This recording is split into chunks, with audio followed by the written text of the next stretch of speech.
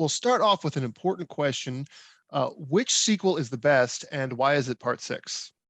Well, it is part six, and it's Jason Lives because that's sort of like when Jason became sort of like what pop culture identifies him as, is like the undead Jason that can't die. There's no confusion about like what he is, or that you saw him come back from the dead. So obviously at this point, like he is undead, and there is nothing that can kill him.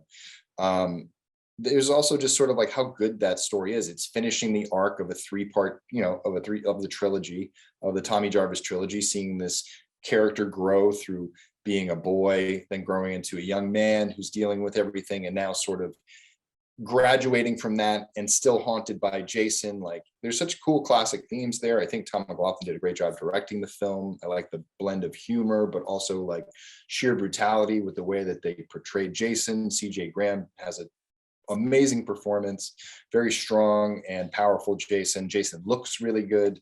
And then it just sort of has that extra little addition of budget. The stunts are bigger, the effects are bigger, the movie's bigger. It's got the soundtrack by Alice Cooper.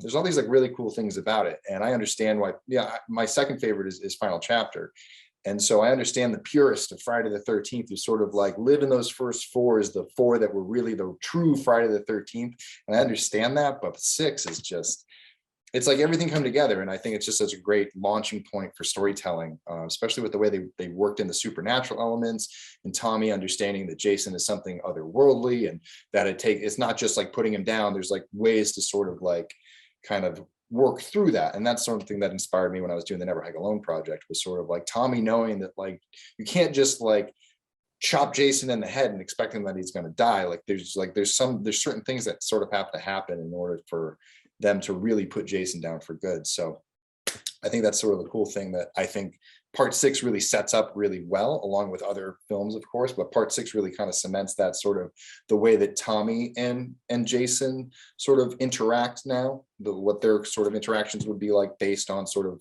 what it grew to in that film. So a lot of that film influences what I do.